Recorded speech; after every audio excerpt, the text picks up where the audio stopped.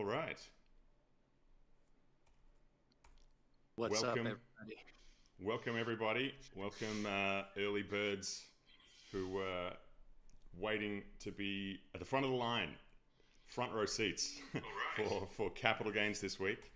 Um, my name is Julian Fahrer. I am here, as always, with the one and only Mr. Frank Corva. Frank, how you doing? Doing well. I'm actually really pumped. I have a little bit of background. I'm trying to figure out what that might be. Give me one second. Let me. How you doing now? Yeah. One second. I'm trying to figure out what that might. Interesting. Do you hear that? Yeah, I do. There we go. I fixed it. All Got right. it. Sorry, guys. So just about and the irony there was I was about to say how proud I was of myself. So guess what, everybody? I figured out I've taken control of the Bitcoin Magazine YouTube channel, the Rumble channel, and even got this streaming. I think we're streaming on Zap.stream, which is pretty exciting. So we're up on Nostr for all you Nostriches out there watching what we got going on here, trying to Shout out reach. Nostriches. Yeah, reach all the people everywhere. That's what we're all about here at Capital Gains. It is information for the people on whatever digital platform or protocol you may be of your choosing, if you will. So yes, super excited to be back this week. Lots happened. I was back and forth to DC. We got some action on the Hill again. It seems like I feel like Congress got back into session. I think it might have been 2 or 3 weeks ago now, but it seems like things are now getting closer to being in full swing. That's just my takeaway from this week. Seems like it. I mean, I guess we're gonna start right there, right? Lots of folks are back in DC. Not just you, Frank, but you were there with a purpose, on a mission to catch up with and pay attention to, I guess, a lot of the Bitcoin leaders, or some of them in DC, Yep. to meet with folks on the Hill, and that's kind of, I think. Well, let's start there, because I'll pull up your story. So this is part of the news of the week. A bunch of folks got together with Mike Johnson and some of the other, I don't know, crypto oriented lawmakers to talk about several things. Senator Lummis' Bitcoin Act, market structure, even some kind of controversial genius related back and forth. This is kind of going back to the story that we touched on a couple of weeks ago about the banking industry, maybe having a bit of a tantrum about what's happening now in the aftermath of Genius. But let's start here with, I guess, your summation of the meeting with House Speaker Mike Johnson. What did you see in DC, and what do you have to report? Yeah, so I only met with Speaker Johnson later that evening. So there was an event on the Hill, I think it was later in the day, from about 1 to 3 p.m. Eastern time, where the likes of Speaker Johnson, have some other people here that were also at that meeting. Give me one moment. So we had, at that meeting, we had Speaker Johnson, we had the House Majority Whip, Tom Emmer, Patrick Witt, who took over Bo Hines' position at the White House, and then Tyler Williams, who's the head of digital assets at the Treasury, met with the likes of Brian Armstrong, Mark Andreessen, Brian Morgenstern being the Senior Vice President of Public Policy at Riot. But also, I don't know if many people know this, probably not, he was also the Deputy Comms Director for Trump under Trump's first administration. Something just interesting to mention, because there really are, it's interesting to see that now somebody who had that sort of sway in DC now works for a company like Riot doing their, public policy. It really does speak volumes of where this industry is at, where it's come to. But in those meetings, there was some talk about the SBR. There was a lot of talk around market structure. I think that was probably the biggest thing right now. And then I think there was also talk about the no more double tax on Bitcoin miners. So not being taxed when you actually mine the Bitcoin, and then also when you sell the Bitcoin, or if you sell the Bitcoin. So that was a lot of what was happening there. When I spoke with Speaker Johnson, it was quite interesting. He was, without hesitation, he was like, "We're in this together. We want this to be a symbiotic relationship." And I will say, it kind of made me feel a little bit weird. It felt like a little. He was very quick to say that, which is fine. It's not like shade or anything. It just kind of felt interesting to see up close just how closely the industry is working with policymakers. And I think generally that's a good thing. I'm not, I've met Brian Armstrong a handful of times. Some of the other people who are on the Hill, I'm not as familiar with. Brian Morgenstern, I very much trust to do the right thing, especially in favor of Bitcoin and Bitcoin miners. But it's sort of, my first thought was like, okay, you guys are working closely. That'll ideally, we'll ideally see something good come out of that. But you also have to remember this is like broader crypto stuff. So I don't know what it'll all mean or if all assets will be treated the same way Bitcoin is. And I did push a little bit, not only with Speaker Johnson, but with the head of one of the heads of the Bitcoin voter pack who helped put on the event in the evening that I attended. That's Mike Senich. I was like, could I get some details on that? Did they include any of the language from the Blockchain Regulatory Certainty Act that would help protect devs? It's like, we can't get into the details now. So couldn't push any harder, but it does, like, again, I'm while there was some discomfort in hearing people were working so closely, just because it feels a little bit, maybe it's just still PTSD from the prior administration. There was also a certain level of like, at least some of the right people are in the room. I'm not casting shade on everyone. I'm not familiar with, everybody who was there and what their motivations might be. So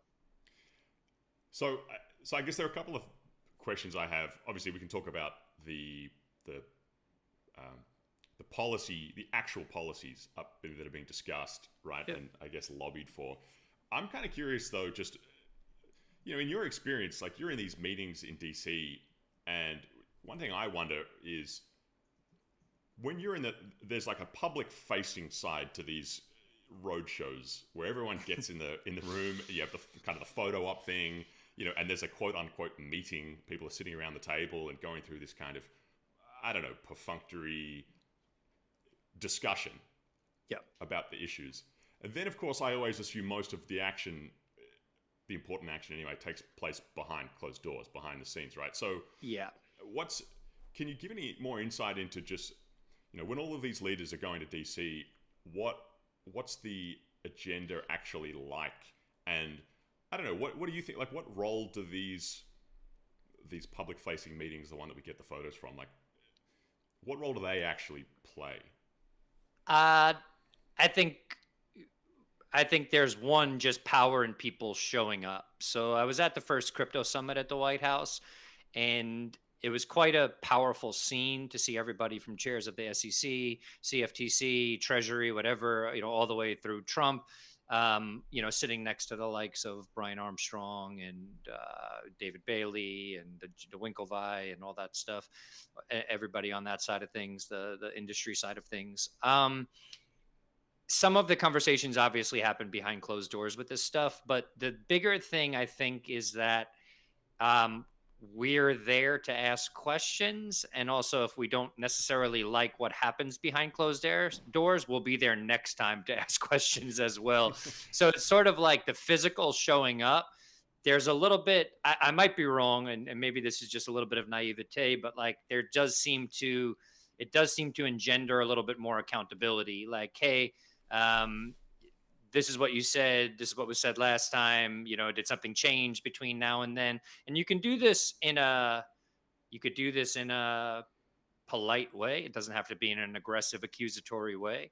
But my thoughts is it's harder to not tell the truth when people are standing in front of you. I get it. Politicians, everybody hates politicians, whatever. It's not my take on things. I'm of the Jeff Booth camp, where their people also, they have their incentives, and we're all trying to figure out how to work together best. But I do think that there's just generally something to be said, and especially, like, let me put it this way for people. It's like when I sit in a room with politicians or these sorts of rooms, it's not just going to be me asking like 7 really difficult questions. Some of it has to be highlighting some of the good work that they've done, legitimately good work, not just like, oh, it's so good you did this, and like, we're so proud to be on the same team as you. Like, no, you did this and we really appreciate that.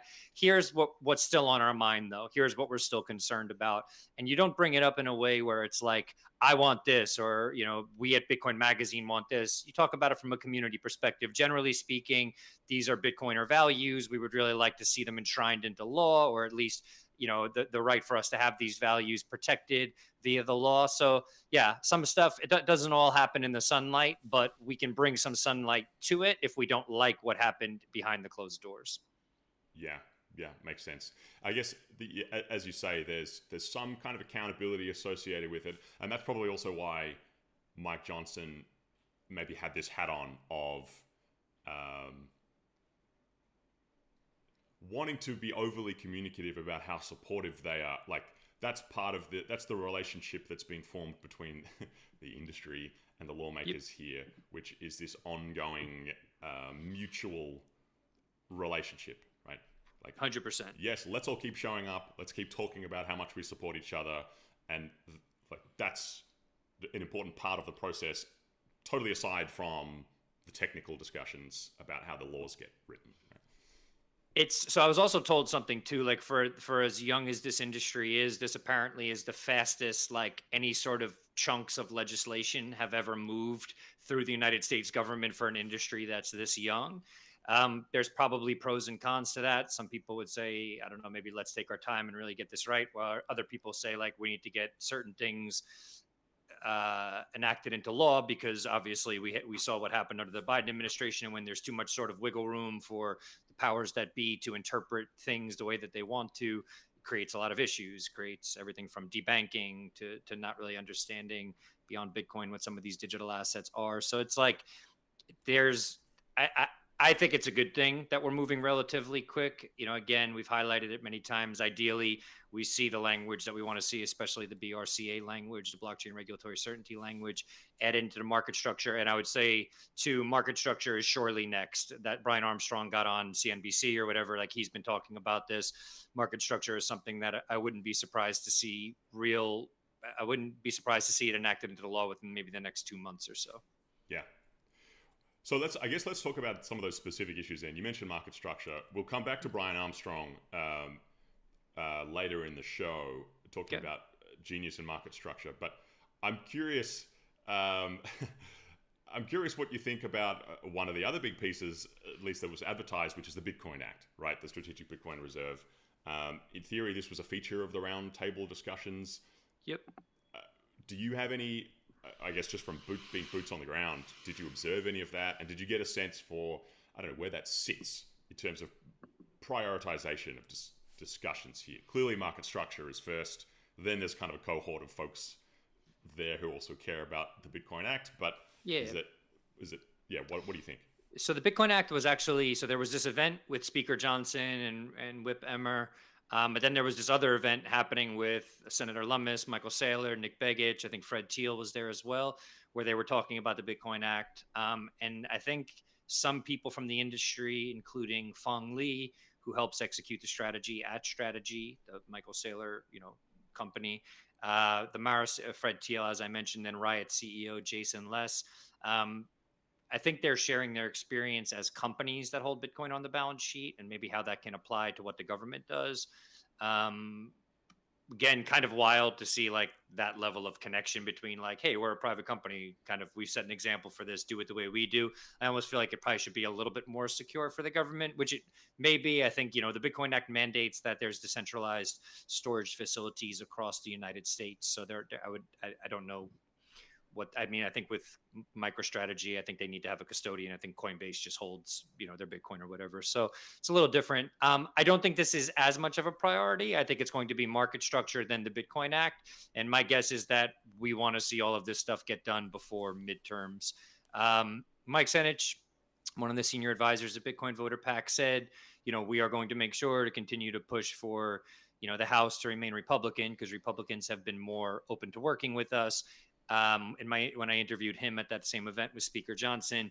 But I think that there's also some level of like, we might not maintain the majority in the House. So we're going to push to get as much of this across the line before midterms as possible.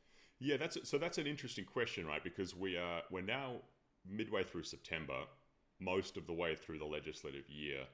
And then of course, next year is an election year. So is there, I don't know, a division of prioritization at a high level between let's try and get legislation passed and then I don't know, pivoting towards just political objectives for next year.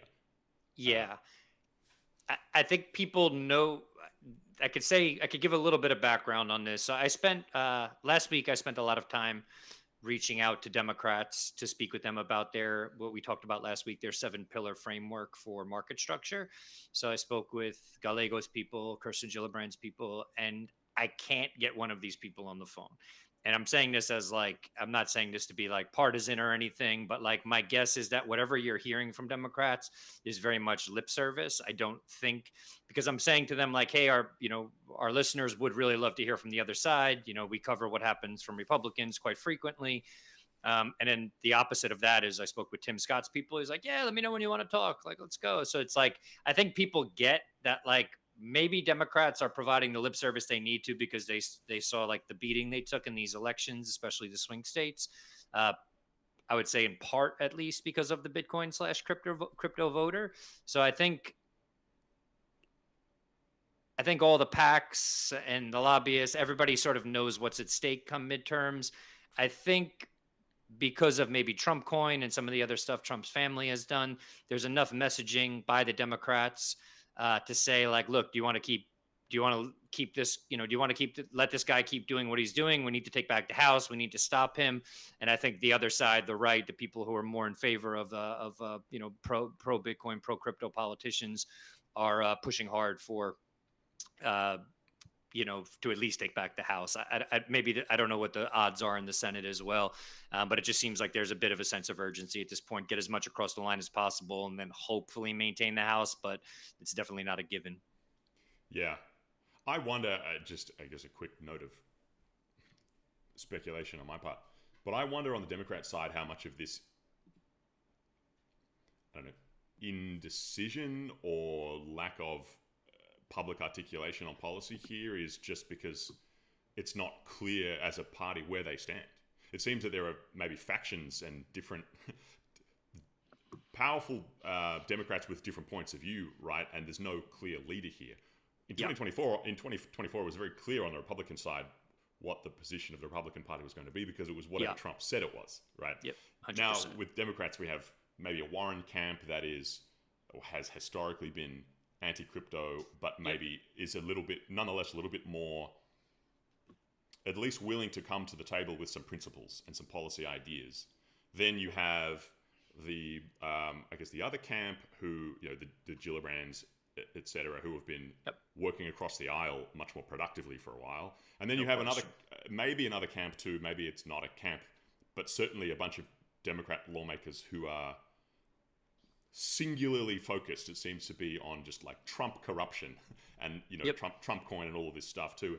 And when you mix all of these things together, it's not clear how you could possibly get a party platform out of that, particularly in an environment where there's no clear Democrat leader right now. So no question. I wish it were the likes of someone like Ro Khanna. I think he's a really good mix of, the liberal, maybe more progressive policies, but also open-mindedness to this technology. He really feels like the best option we have. I also like, how he's working with the likes of Massey to try to get the Epstein stuff revealed. Like, he seems like he's willing to reach across the aisle, but he just seems generally sensible. I'm not sure why he may or may not be in favor within the party, but that's my pick for now. It's also, I have to say, from reaching out to tons of Democrats over the last few years, he's one of two that would consistently get back to me. So I have to give him a shout out for that. Yeah.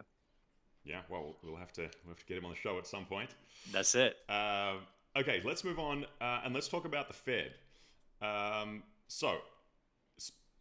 Several things going on at the Fed this week. We had decision on interest rates. We had Stephen Myron, I think Trump's pick for the board, get confirmed, and we also have this ongoing saga with the Lisa Cook lawsuit. So we're going to try and summarize a few of these things going on. I guess starting with the Cook thing, and this Andrew Ackerman, I think, is a Washington Post reporter on some of these Fed things who's got some great coverage here. So the latest on the Cook thing is that, well, if we rewind firstly to when Trump fired her or attempted to fire Lisa Cook a few weeks ago for the alleged mortgage fraud stuff. Yep. She then went to court and sought an injunction from the district court to basically either prevent her from being fired and kind of reinstate her, or at least temporarily reinstate her into her position. And the district court did that. In a decision last week, they basically said, we're gonna kind of reinstate her. Trump, pending, I think, further judicial adjudication of this issue, she's going to kind of get a job back. Now, the latest is Trump has then is attempting to take this to the Supreme Court. So his team is going and saying, hey, district court erred here. The courts, in fact, have no power to do what they have purported to do and reinstate her. And so this looks like it could be going to the Supreme Court. Lots of back and forth here on the legal issues. I guess this post, I just want to highlight this post from Andrew Ackerman because he has looked at the dissenting opinion in the district court case. So the district court case, which kind of ruled in favor of Lisa Cook, there was a dissenting opinion from, a Republican judge that basically said it's this kind of almost a separation of powers issue here, where the dissenting opinion said, look, the district court or any court can't step in like this into a decision of the executive branch and make and rule on whether or not a public official has been properly removed or not. For foundational legal reasons, I suppose, about the role of the different branches of government, but there's also just this practical question too, which I kind of agree with. I think it's highlighted here, which is like, if you allow judicial review of hiring and firing of public employees, well, what happens with lawsuits? They drag on for months and years, right? So the entire machinery of the executive branch would kind of grind to a halt. So Andrew Ackerman at the Washington Post has highlighted this dissenting opinion and said it could be an indication of how the Supreme Court would ultimately go here, given that we have a kind of conservative majority on it. So of course, that's what's happening now. Trump admin has asked the Supreme Court to allow it to fire Lisa Cook. A couple of other things of note here. This is just the kind of the document here that kind of summarizes all the arguments. Won't get into that. Interestingly, this was highlighted by Caitlin Long, and of course on her timeline every week, looking for gender items to show. That's the real guest we need to get on. That's like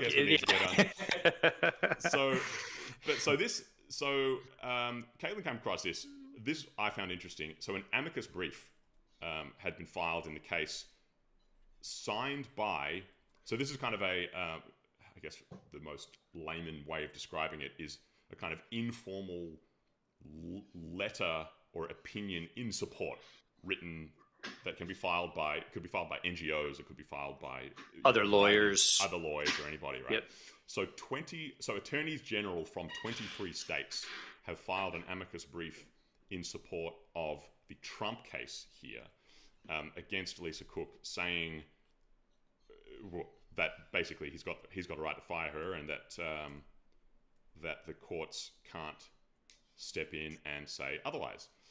I'll just scroll to the bottom here, and you can see it is kind of partisan, 23 states, but it's like Alabama, Alaska, Arizona, Georgia, Arkansas, Idaho, Indiana.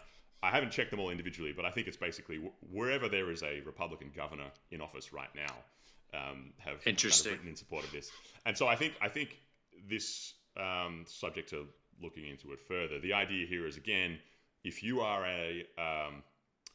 if you're not only a Republican state but also Republican executive branch, you want to be you're probably going to be on the side of pushing back against this perceived intrusion of the judicial branch into what's going on here.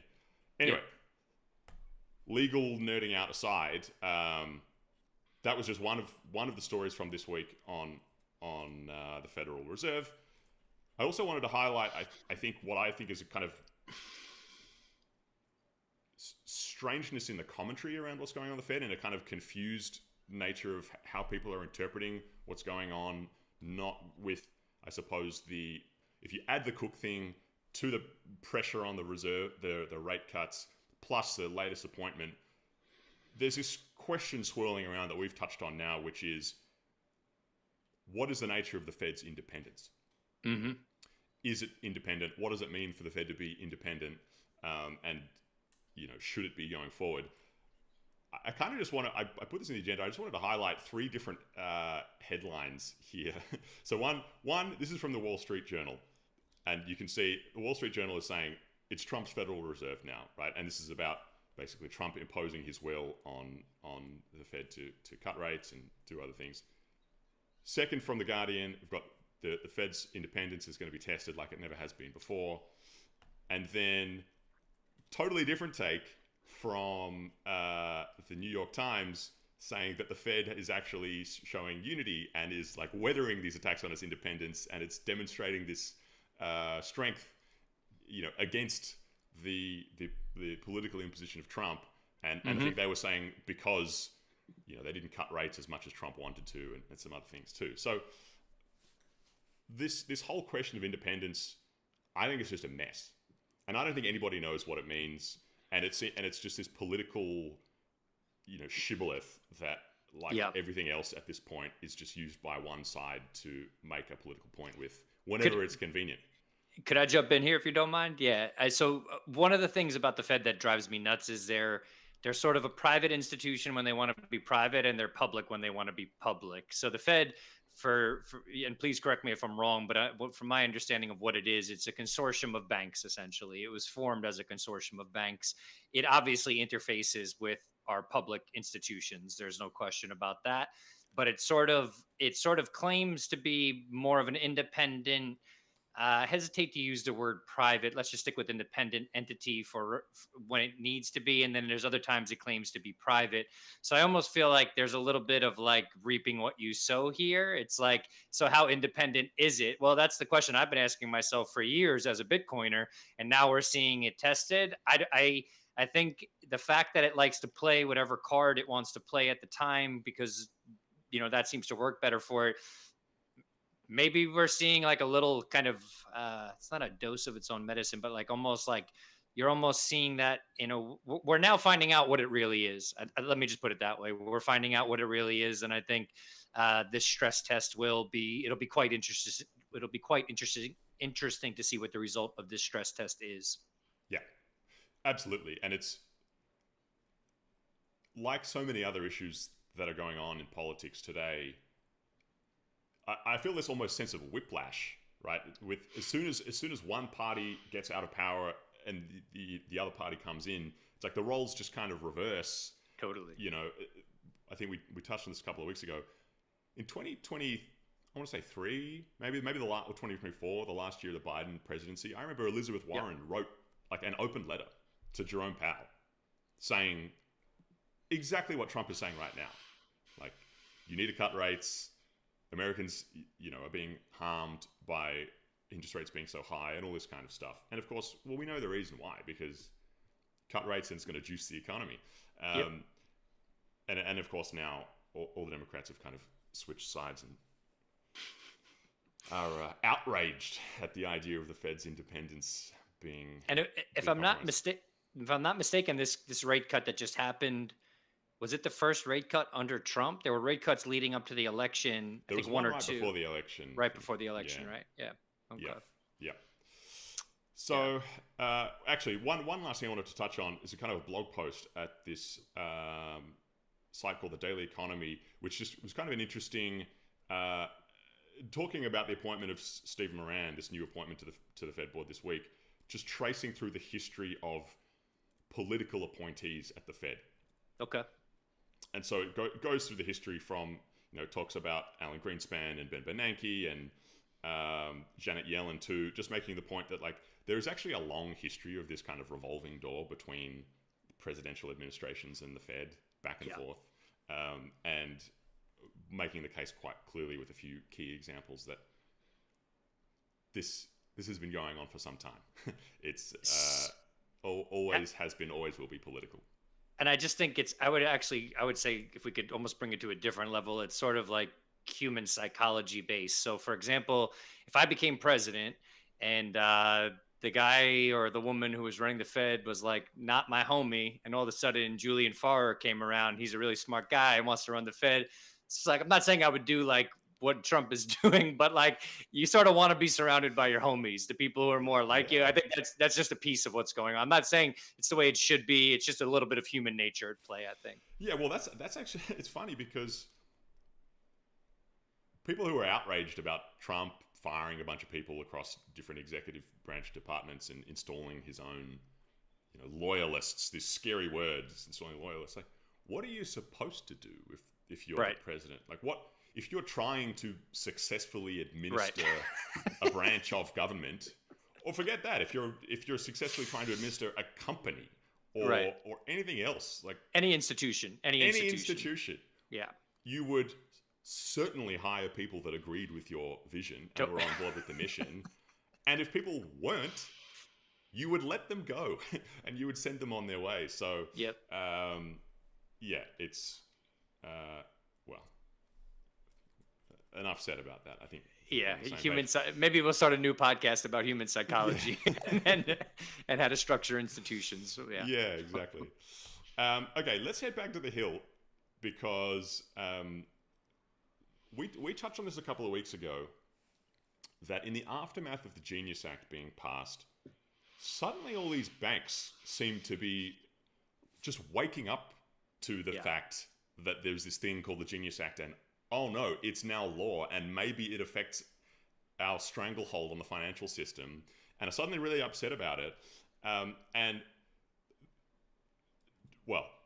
making all kinds of strange claims about it. Well, either it's strange that these claims are being made now, right? So here is an op-ed from Summer Mersinger who she's at one of the big blockchain association.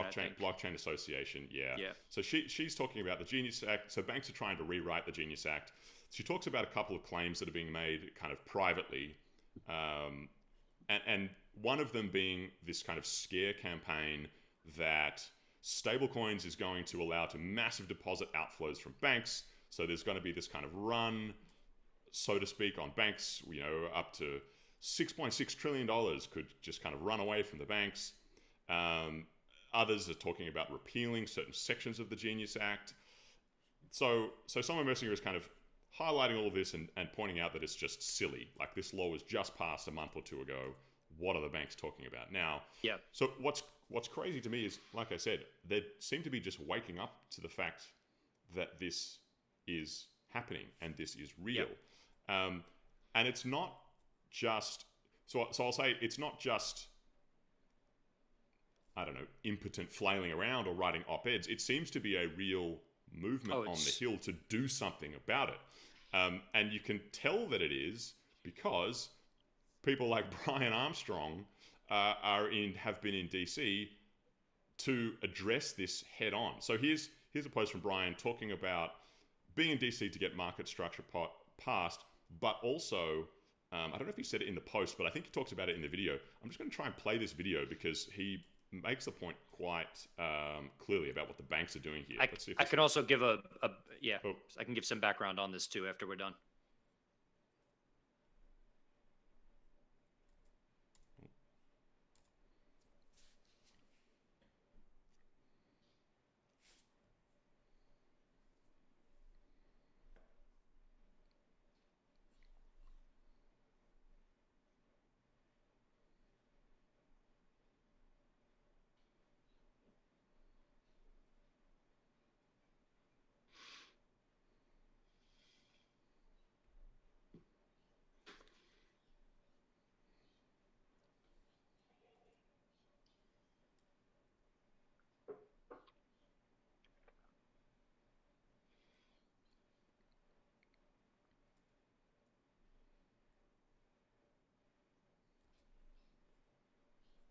Okay, so that's Brian Armstrong talking about the banks trying to ban stablecoin rewards, just to kind of round out the Coinbase push here. You can see here's Brian Armstrong and other execs from Coinbase there talking about not wanting to relitigate not letting the big banks' unserious attempts to ban crypto rewards by relitigating the Genius Act distract us from getting market structure done.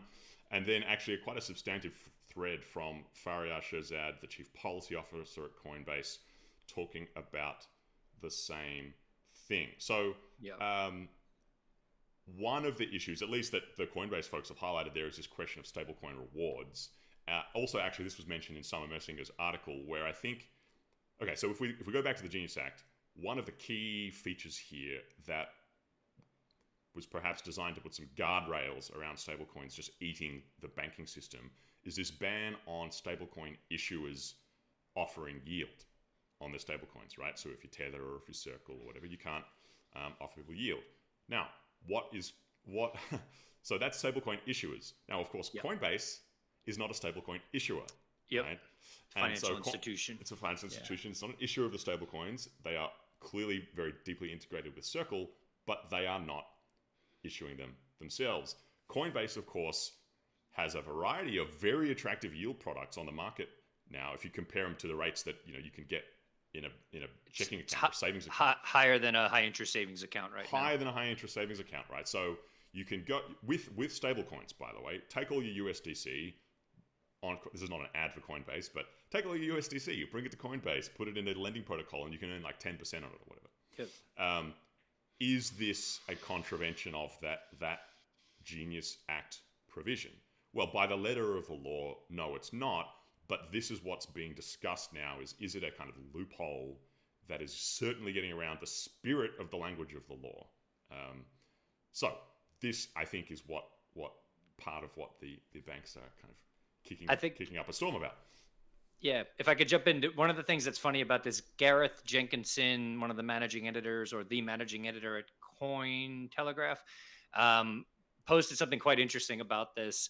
And to tie this back to Bitcoin, he said something along the lines of like, banks, it's odd that banks are now far more afraid of stable coins than they are of Bitcoin. And it's true. It's like, I think for the most part, banks are like, are these people really going to go and take self-custody of their Bitcoin, blah, blah, blah. Is that really a threat to us? They don't really think so. But stable coins, on the other hand, this thing that sort of mimics what they do in terms of providing some amount of yield. And it was funny. I just interviewed Jason Brett, who's, I forget the organization he's with, but he's an advocate in the crypto space, but he was also a regulator during the 2008 crash. I interviewed him for a piece I have coming out for the next print issue of Bitcoin Magazine. And he talked about how banks very begrudgingly offer any sort of interest on it. Like they don't want to have to offer interest. So it's sort of this thing they already do begrudgingly. Now they have somebody competing with them with it. And it's really causing some sense of, outrage. But what's funny about this is, I think what this all really speaks to is like just how much of a stranglehold banks had on money and all of this, and how little incentive they had to iterate or innovate at all. And now they're like, whoa, this thing got across the line and we weren't really paying attention. Like, let's raise the sails. Like we have to go on the attack sort of thing. It really speaks to how lazy they are. I have no nicer way to put it. I can't believe it. I can't believe it. Like this is supposed to be, we talk about this. They're supposed to be like the final boss of right. Like, the biggest, baddest, like 1,000-pound gorilla in Washington DC or anywhere else. Like, good luck ever trying to do anything that's against the interests of the big banks, right? And then this upstart industry waltzes into DC and is not, by the way, shy about it or doing it under the cover of darkness. Like, very much in public, passing all this legislation that goes right to the throat of the banking industry, and they're like asleep at the wheel. And then, it's kind of pathetic that afterwards, like the law was just passed, and it's like, if I was like chief policy officer at, Bank of America, Morgan, it's Bank like of America, right? Any of these guys, like I would think I would be looking for a job again very soon, and might struggle to find one because like you have been derelict of your duties, to say the least. Now, totally. On a personal note, I'm quite happy about it, and if they want to kind of continue this reign of incompetence, then I think it'll be to the benefit of not just Coinbase, but us as Bitcoiners as well. So no question. Love to see it, but just crazy to think how far the cultural and political and institutional capital this industry seems to have fallen since what was seemingly the zenith of their powers post 2008, where they just became like an arm of the government, more or less.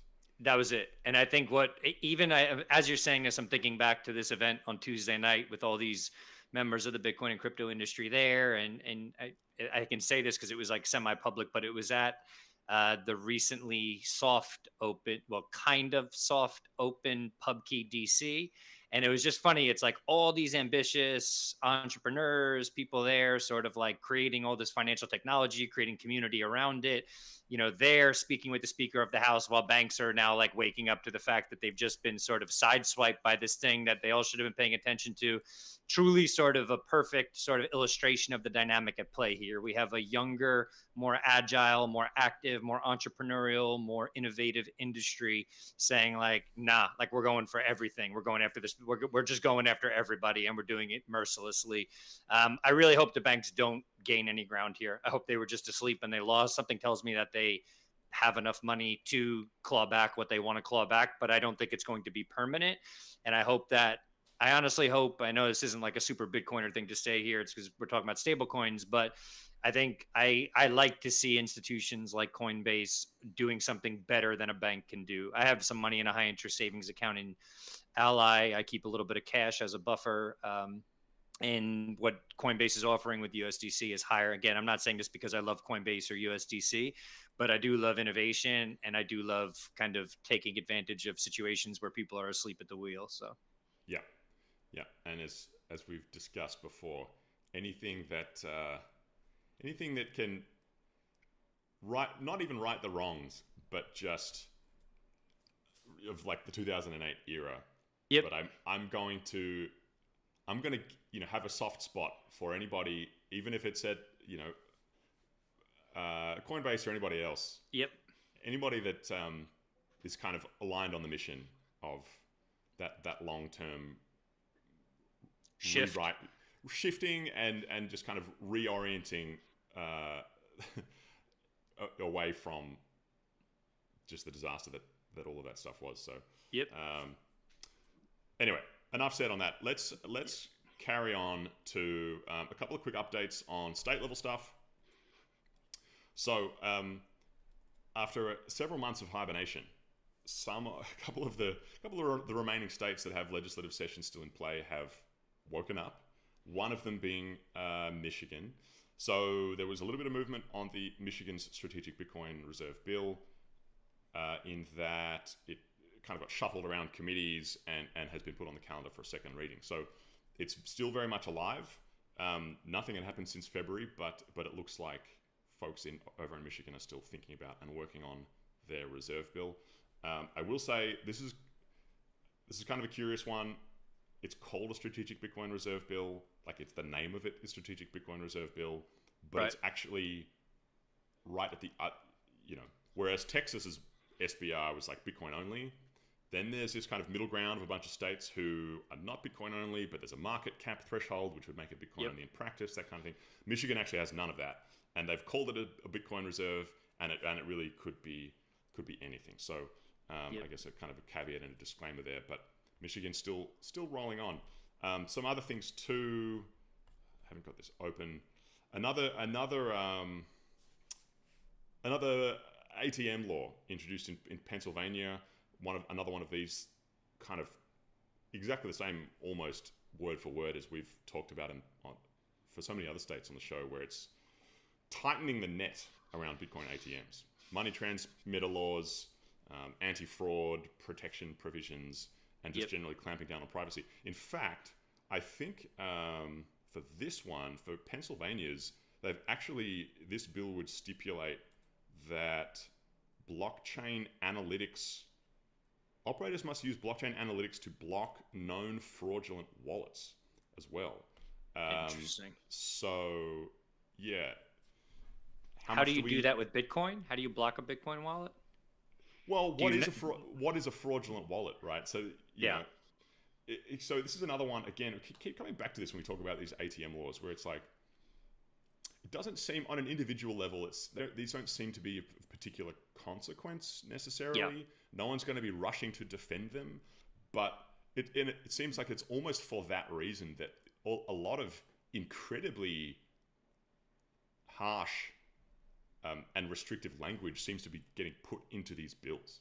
Yeah. Without any restraint at all. Like we're going to, maximum KYC and all kinds of other things. So yes, the future of Bitcoin ATMs looks a little bit less private and a little bit less free, unfortunately, more and more.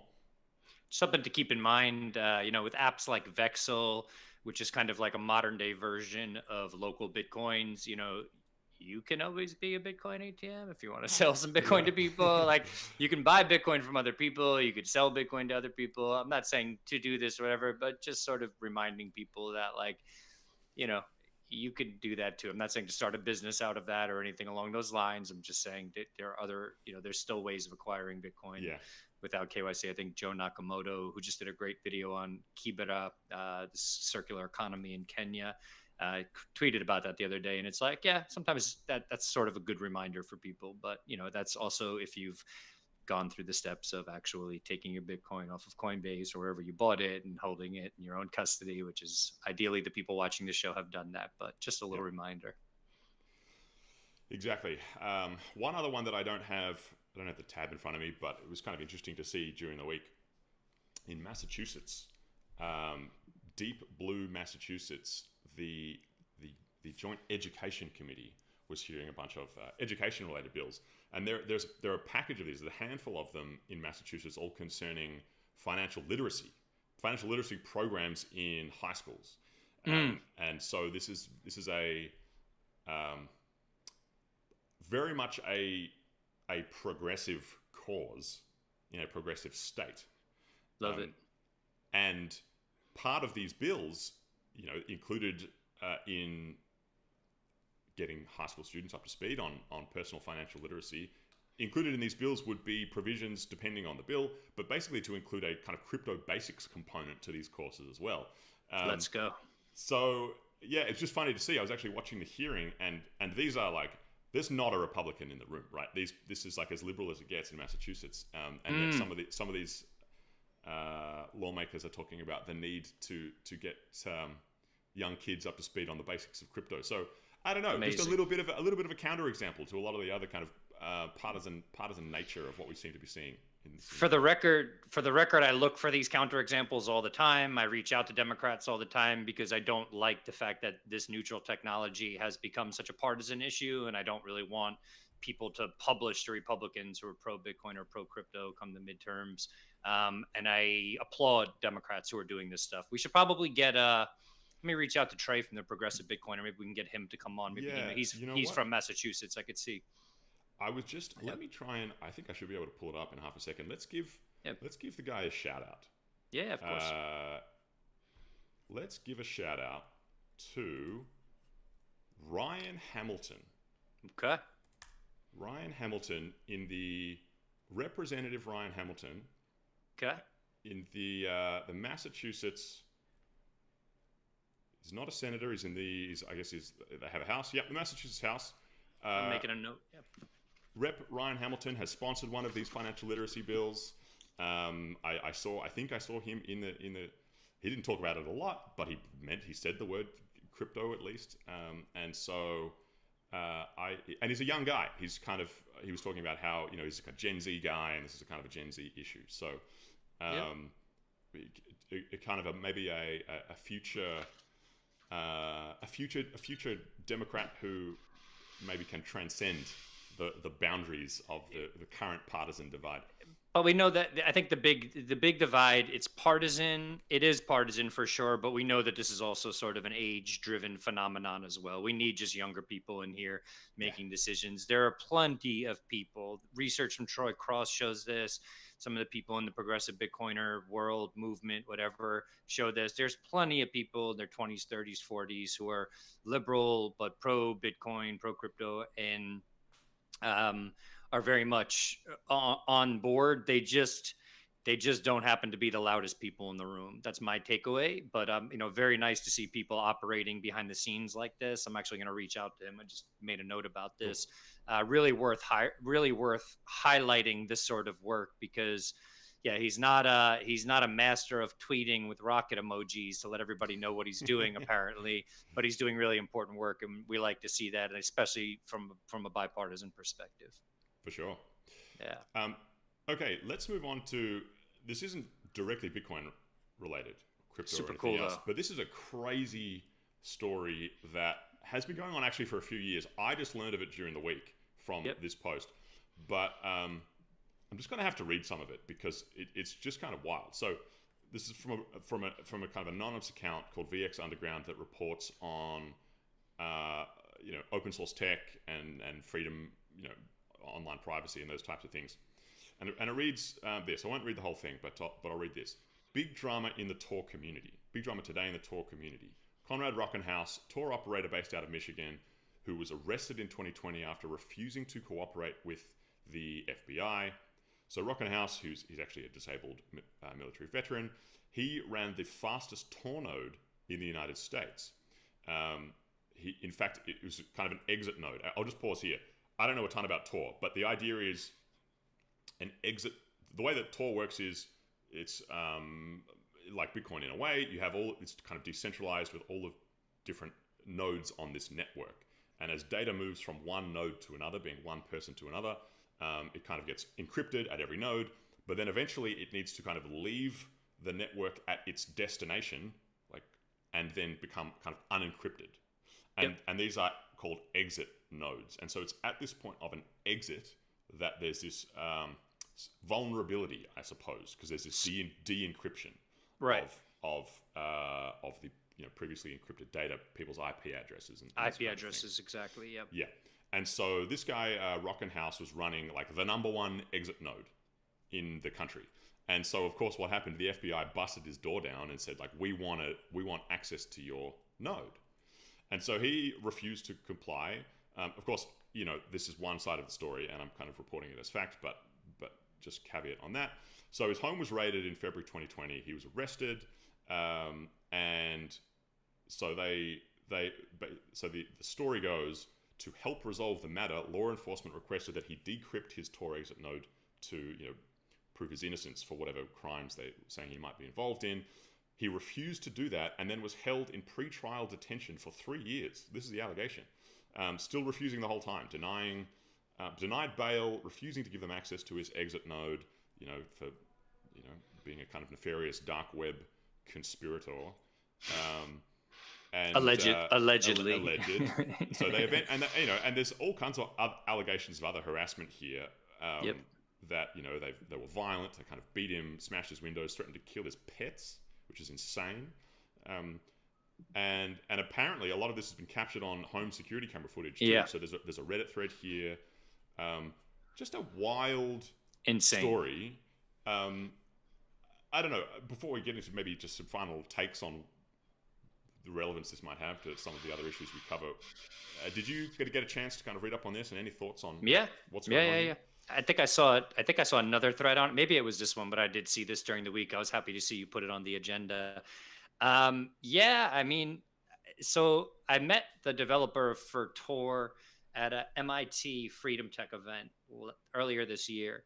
And it's interesting because on a certain level, the United States government very much likes the idea of Tor existing because it's a way for information to get out of authoritarian states or places where things are sort of otherwise closed off. So they like this idea of information freely flowing through Tor.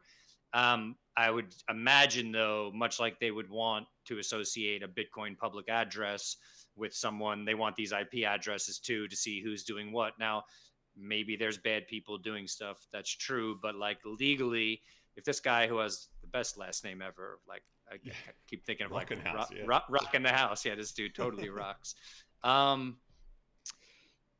If he doesn't have to give that up under the law, which I don't believe he does, then this is, I don't know, nicer way to put it than like totally F-cursed. Like that's, it's not cool, threatening to kill pets and do all this stuff. And my thoughts with this, whenever I think about someone like this, who's a former, who was a military, right? Yeah.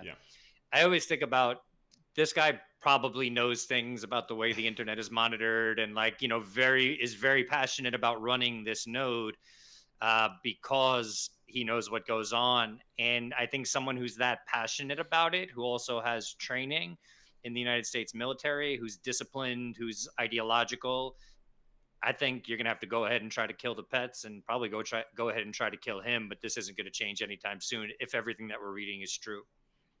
Yeah, it's a wild story. It makes me think a couple of things. Number one is that it's a kind of an analog of the $5 wrench attack, right? Yep. And the moral to draw here is that it's all well and good to have decentralized technology and hide your Bitcoin behind private keys and all these other kinds of things, but the government has a monopoly on violence and they're not afraid to use it, right? And so if there's always vulnerability at the level of individual people. Yep. And so it's just, what do you do with that information? I don't know, but it's fascinating to see it play out so flagrantly like this. Brutal. Where, we were talking completely different context a few weeks ago about I think it was like the DeFi exceptions within market structure regulation and all this kind of thing, and this idea that these allegedly or supposedly decentralized platforms nonetheless have people operating them, and those individual people are seeking certain protections under the law and all this kind of thing, and this whole question about like, well, what does that actually say about how decentralized these things are? Well, it's just, I think it goes back to the Tornado Cash stuff, though. There's a front end for all of these things. So to engage with protocols, the average human being can't spin up a front end and engage with the protocol on their own. It's just not a possibility. So the front end needs to exist, and that's where the fight was in the Tornado Cash case. Yeah. That's where the fight has been with the likes of Uniswap, Gensler going after Uniswap. I just don't think that I would say on the protocol level, based on the way that we see, like, let's take DeFi, for example, liquidations happen in a very mathematical way when the market falls apart.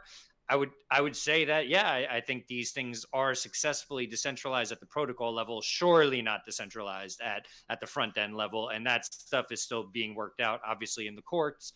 But it's interesting, though, because, again, like something like Tornado Cash still exists online. Roman Storm isn't running it. Somebody could spin up some sort of front end, engage with it, not even for other people, just engage with the protocol on their own, put their money through Tornado Cash, have it be filtered or whatever. And so it's interesting. It's a dynamic that we've never seen before. So and I think the big thing is that it's like, okay, this stuff takes a lot of personal know-how if you're going to engage with the protocol directly. These people who maybe created the protocol know how to make it easier for you to do so through a front end. What does that all mean legally? There's people like Amanda Tuminelli and the DeFi Education Fund working on this stuff. We're going to see. We don't know yet.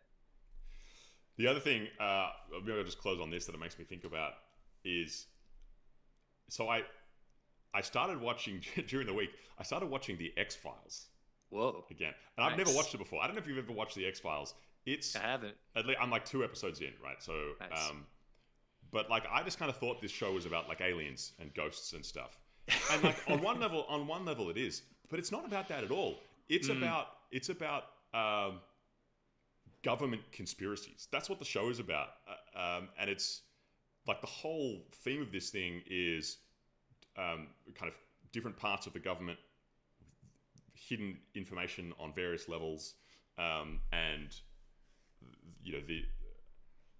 not that far into it, but it's like the kind of competing, public interest in keeping some stuff hidden versus information being free and open, and then who gets to make those decisions and all this kind of thing too. So I don't know, a little recommendation for folks who are like into these issues. Go back and check out the X-Files because it's an oldie but a goodie.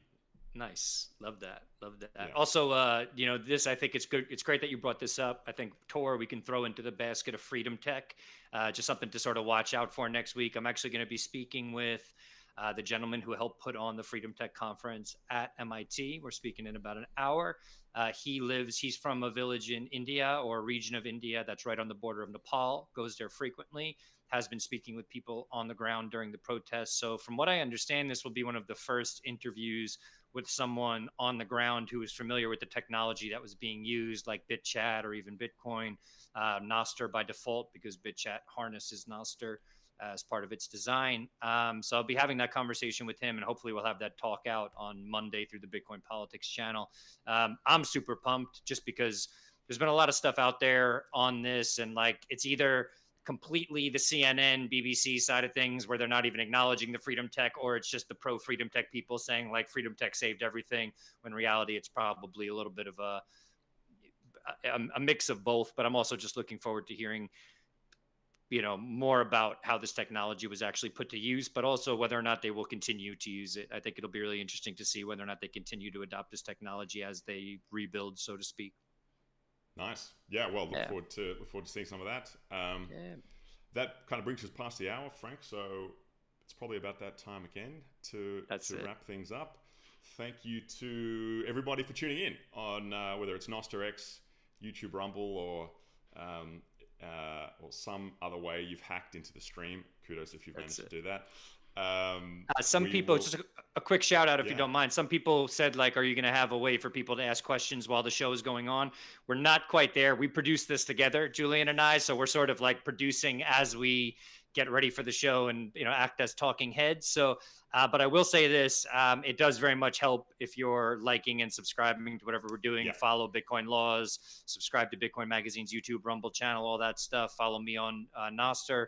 Hopefully Julian sets up his Bitcoin Laws Nostr sooner than later.